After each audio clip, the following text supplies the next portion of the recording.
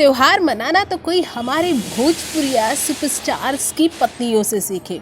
कोई भी त्योहार मिस नहीं करती और किसी भी त्योहार में झूमने का एक भी मौका नहीं छोड़ती, फिर वो चाहे खेसारी की पत्नी हो या पवन सिंह की पत्नी।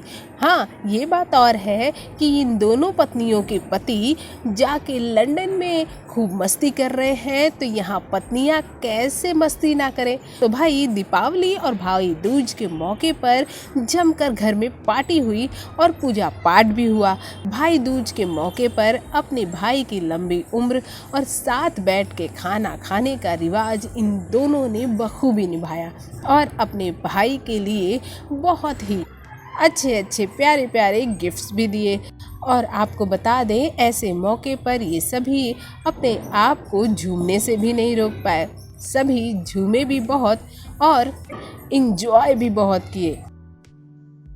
वैसे भी ऐसे टाइम में जब पूरे देश में लॉकडाउन के बाद धीरे धीरे स्थितियां सामान्य होने लगी हैं, तो त्यौहार सेलिब्रेशन का मज़ा ही कुछ और हो गया है।